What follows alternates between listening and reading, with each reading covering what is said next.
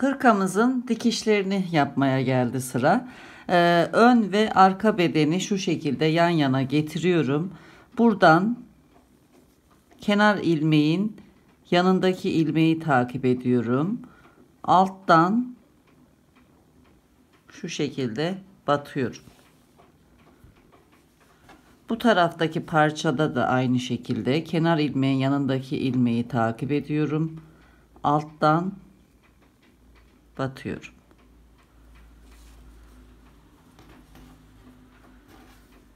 Tekrar bu tarafa geldim. Buradan yine alttan batıyorum.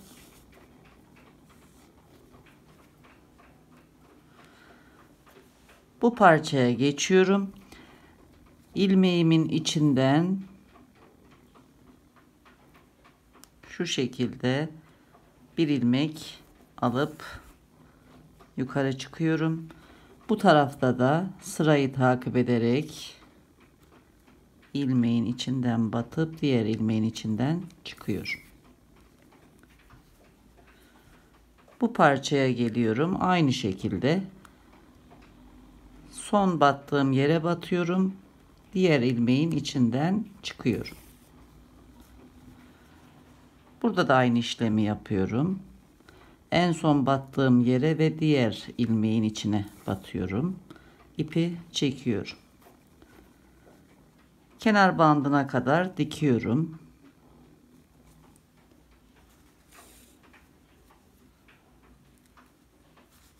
Alt kenar bandının dikme işlemini tamamladım. Aynı şekilde aynı ilmeğin hizasını takip ederek dikmeye devam ediyorum. Burada son batmış olduğum yere batıyorum. Üstteki ilmeğin içinden çıkıyorum. Burada da aynı şekilde son battığım yere ve üstteki ilmeğe batıp yukarı çıkıyorum.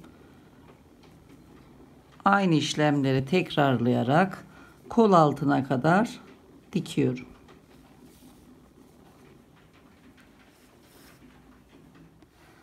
Kol altına kadar diktim.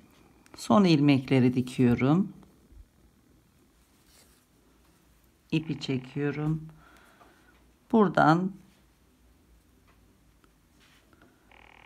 şu şekilde çıkıyorum. Son battığım yere tekrar batıp bu taraftan çıkıyorum. Bu şekilde dikme işlemini tamamladım. İpi arka tarafta temizliyorum ve kesiyorum fazlalığı. Önce sabitliyorum.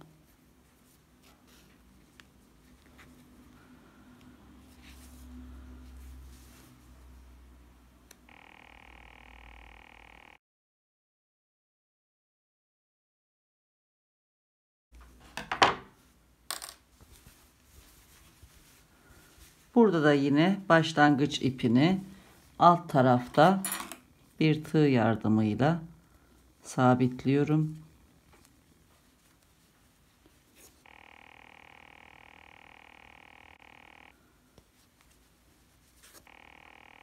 Alt kenar bandının içine çekiyorum.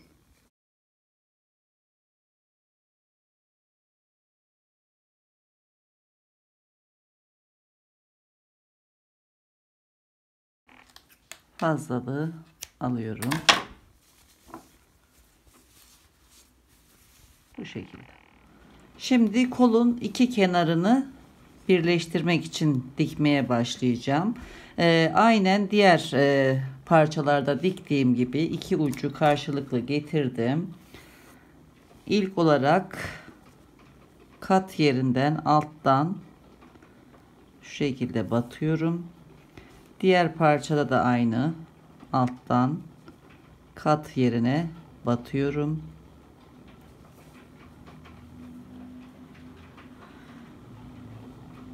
Tekrar alttan batıyorum. Şu şekilde birleştirdim. Buradan batıyorum. Üstteki ilmeğin içinden çıkıyorum. Son battığım yere geliyorum. Bir üst ilmeğin içinden çıkıyorum. Burada da aynı işlemleri yaparak kenar bandını dikiyorum önce.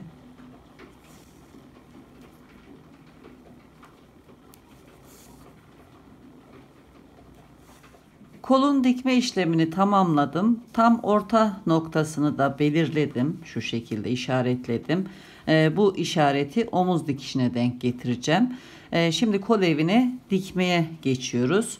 Buradan alt kısımda dikiş yerlerini üst üste getirip iğneliyorum.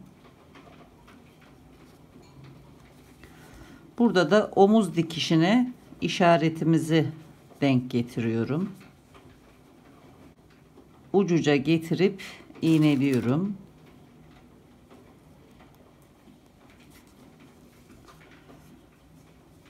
Daha sonra şöyle karşılıklı denk gelecek şekilde iğnelemeye devam ediyorum.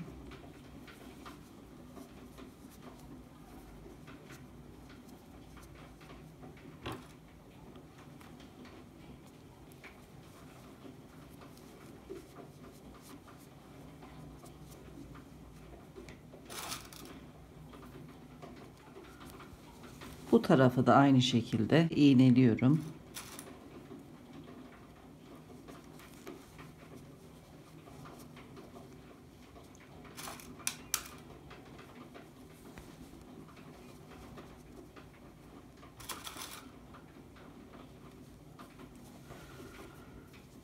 Ben kolları kol evine dikerken tığ kullanıyorum. Daha düzgün oluyor arkadaşlar. İpimi alıyorum. Buradan dikiş kenarından batıyorum tığımı. Bir ilmek alıyorum. Hemen kenar ilmeğin dibinden batarak karşılıklı dikiyorum. Kaydırma yaparak.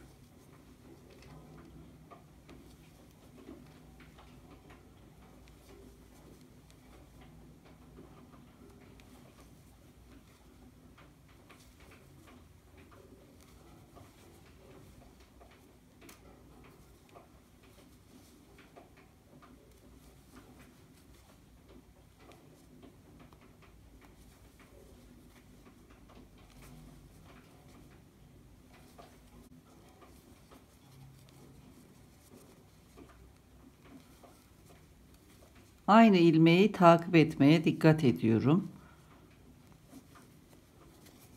Şöyle göstermek istiyorum.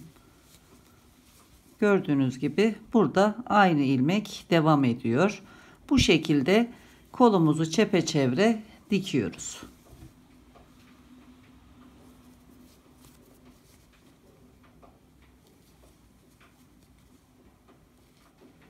Dikme işlemini tamamladım. Kol altındaki dikişlere geldim. Buradan da batıyorum. İlk başladığım yere geldim. Burada ipi kesiyorum.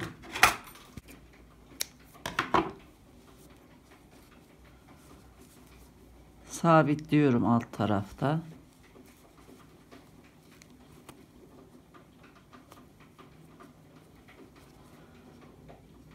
Dikiş kenarlarından yürüterek ipi temizliyorum. Kolun dikme işlemini tamamladım. Gayet düzgün oldu. Şimdi düğmelerini dikip kenar süslemelerini yapacağım arkadaşlar. Sıra geldi süslemelerini çalışmaya. İlk olarak kuzuyu örüyorum. Kuzu için toplam 10 ilmek alıyorum.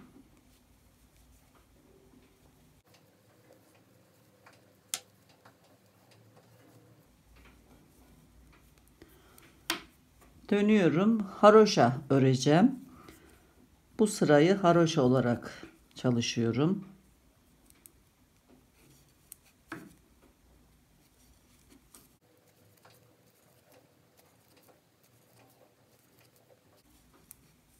Son ilmeğin içinden batıp bu şekilde örüyorum. Dönüyorum. Burası ön yüz olacak. Her iki kenardan birer ilmek artıracağım. Kenar ilmeği örmeden alıyorum. Bir ilmek artırıyorum. Son bir ilmek kalana kadar haroşa örmeye devam ediyorum.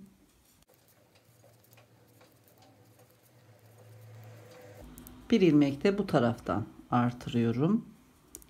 Kenar ilmeği örüp dönüyorum. 12 ilmek oldu. Haroşa örüyorum sıra sonuna kadar.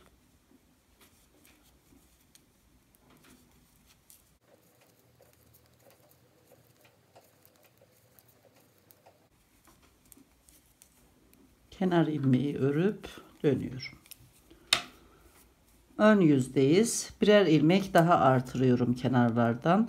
Kenar ilmeği örmeden alıyorum. Bir ilmek artırdım.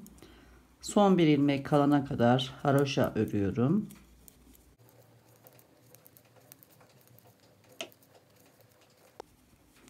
Bir ilmek de bu taraftan artırıyorum. Kenar ilmeği örüp dönüyorum. 14 oldu ilmek sayısı. Haroşa örüyorum sıra sonuna kadar.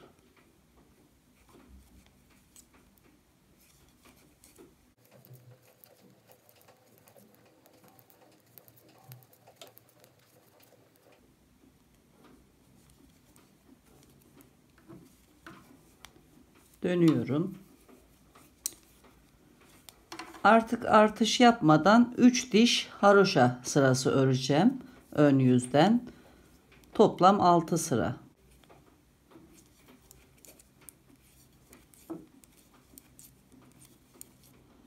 Artış yapmadan 6 sıra ördüm. Şimdi ilmek eksilteceğiz. Kenar ilmeği örmeden alıyorum. 2 ilmeği birlikte örüyorum. Bir ilmek eksilttim. Son 3 ilmek kalana kadar örmeye devam ediyorum. Bir ilmek de bu taraftan eksiltiyorum. Kenar ilmeği örüp dönüyorum. 12 ilmek kaldı.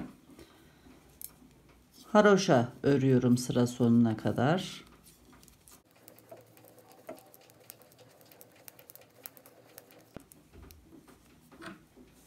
Dönüyorum. Ön yüzdeyiz. Birer ilmek daha eksiltiyorum kenarlardan. 2 ilmeği birlikte örüyorum. Bir ilmek eksilttim. Devam ediyorum.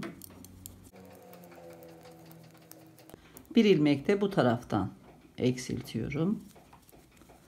Kenar ilmeği örüp dönüyorum.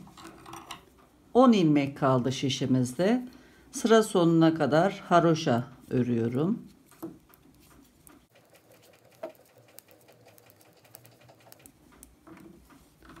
Dönüyorum. Bütün ilmeklerimi keseceğim şimdi.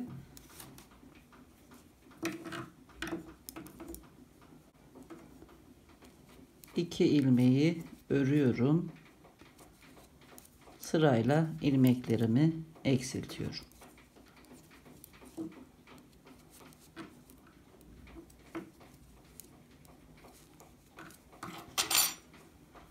Dikmek için bir miktar ip bırakıp kesiyorum.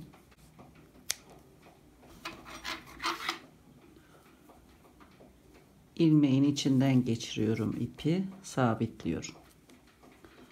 Bırakmış olduğum ipi iğneye geçirdim. Kuzuyu da hırkaya iğneledim. Alttan 1, 2, 3, 4, 5, 6, 7, 8 sıra sonra buraya yerleştirdim. İlik patından itibaren de 1, 2, 3, 4, 5, 6, 7, 8 ilmek sonra bu kenar denk geliyor. Yerleştirdikten sonra dikmeye başlıyorum. Buradan birer ilmek alıyorum. Alttan da kuzudan bir ilmek alıyorum. Bu şekilde dikiyorum.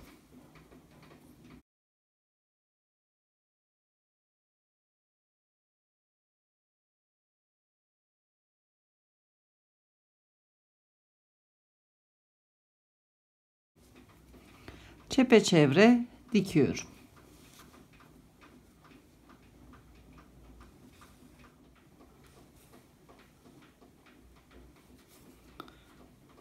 Dikmeye başladığım yere kadar geldim. Dikme işlemini bitirdim. Buradan kuzunun içine alıyorum ipi. Düğümlüyorum.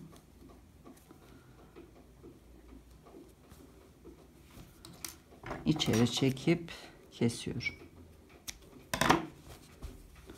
Gövdenin dikme işlemini tamamladım. Şimdi nakış kısmına geçiyoruz. İğneme kahverengi ip geçirdim. Şimdi kulaklarını ve bacaklarını çalışacağız. Önce kafasını çalışacağım. Bu kuzumuz sol tarafa bakıyor. Bu kuzu da sağ tarafa bakacak şekilde çalışacağım. İpin ucunu düğümledim. Buradan çıkıyorum. Düğümü arka tarafa alıyorum. Aynı yere batıyorum. Şu şekilde buradan çıkıyorum. Çıkarken ipin içinden iğnemi geçiriyorum. Kulağın birini yaptım. Aynı yere batıp tekrar ilk battığım yerden çıkıyorum. Tekrar aynı yere batıyorum. Buradan çıkıyorum. İpin içinden geçiriyorum iğneyi. Aynı yere batıyorum. Ayaklar için alt kısma iniyorum. Bu kısmı çalışacağız. Buradan çıkıyorum.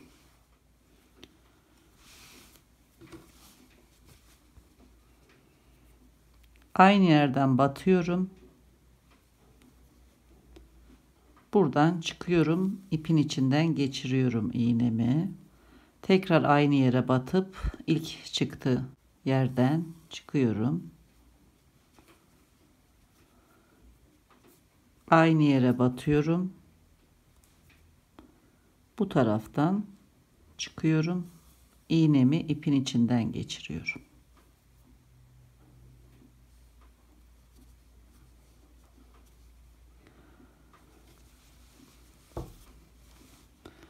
Kuzunun içinden yürütüyorum ipimi. Buradan çıkıyorum.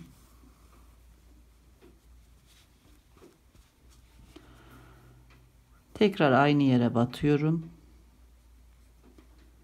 Bu taraftan çıkıyorum.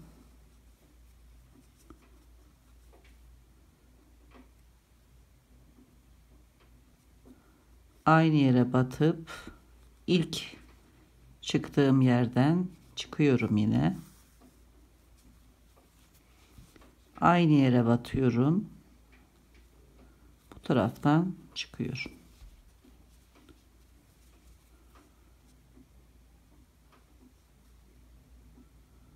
Buradan batıp tekrar kuzunun içinden çıkıyorum.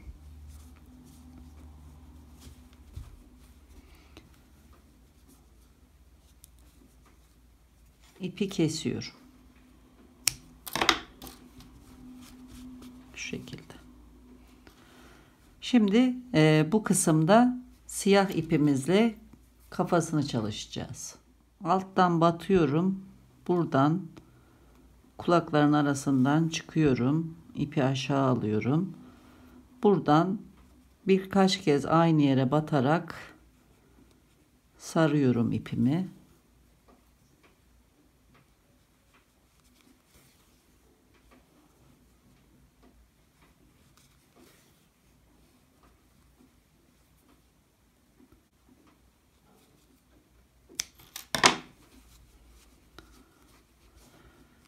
Sıra geldi çimenleri çalışmaya. Yeşil ip geçiriyorum iğneme. Burada çimenlerimiz 1, 2, 3, 4, 5 ilmek sonra başlamış. Biz de buradan 1, 2, 3, 4, 5 ilmek bırakıp buradan çalışmaya başlıyoruz. İpi yukarı çıkartıyorum. Burada doğaçlama olarak şu şekilde dikiyorum yeşil ipi. Çimenleri oluşturuyorum.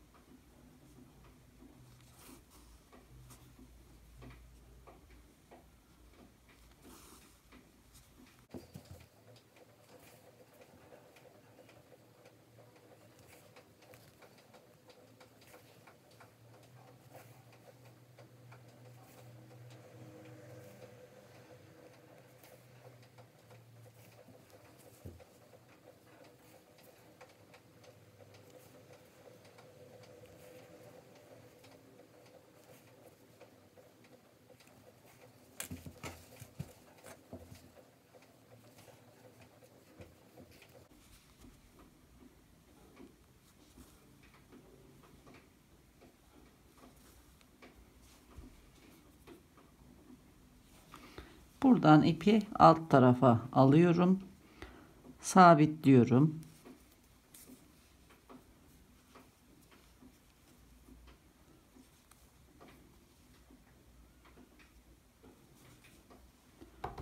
Kesiyorum. Başlangıçtaki ipin ucunu da sabitliyorum önce.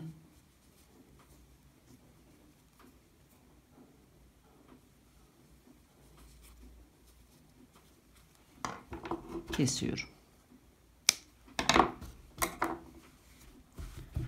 Sıra geldi kelebeği çalışmaya. Pembe ipimizle bir sihirli halka yapıyoruz. 3 zincir çekiyorum. 1, 2, 3. Tığın başını doluyorum. 1, 2, 3 defa yarım trabzan çalışıyorum. Tığdaki bütün ilmekleri birlikte alarak kapatıyorum. 1, 2, 3 zincir çekiyorum. Halkanın içine batıp bir sık iğne yapıyorum. Tekrar 3 zincir çekiyorum. Yine 3 yarım trabzan yapıyorum. 1, 2, 3. Bütün ilmekleri birlikte çekiyorum. 1, 2, 3 zincir çekip halkanın içerisine batıyorum ve halkayı sıkıştırıyorum. Bu şekilde. Daha sonra arka taraftan bu köşeye batıyorum. Kaydırma yapıyorum. İpi kesiyorum. Düğümlüyorum halkanın ipiyle birlikte.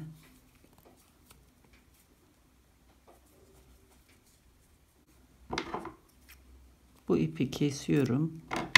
Diğer ipe iğne geçiriyorum.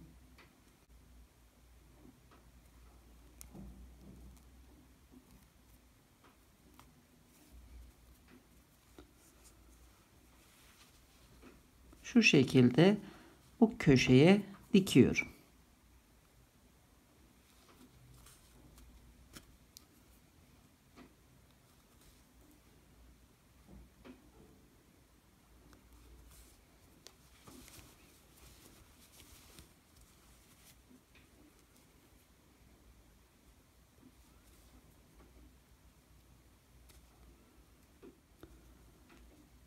İpi sabitliyorum.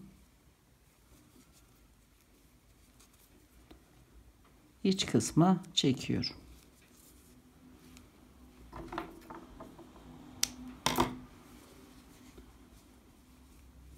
Bu şekilde. Burada ben beyaz ip geçirdim. Burada da aynı işlemi yapacağım. Burada arka taraftan şu şekilde beyaz ipimi alıyorum.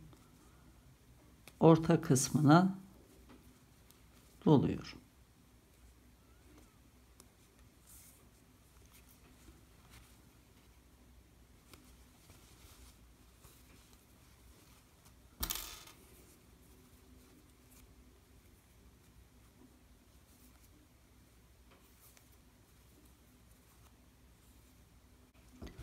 Fazlalıkları kesiyorum.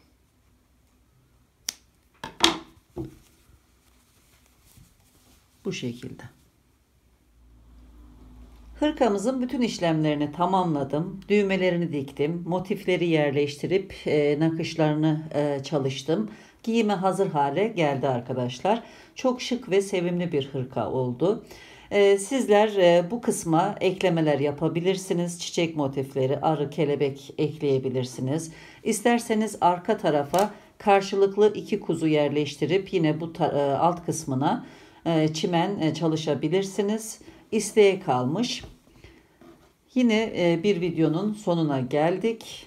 Kanalıma abone değilseniz ve çalışmalarımı beğeniyorsanız arkadaşlar abone olabilirsiniz. Zil butonunu aktif hale getirdiğiniz takdirde de yayınladığım videolardan anında haberdar olabilirsiniz arkadaşlar. Yine değerli yorumlarınızla katkıda bulunursanız çok sevinirim. Yeni bir videoda görüşmek üzere. Hoşça kalın, sağlıkla kalın.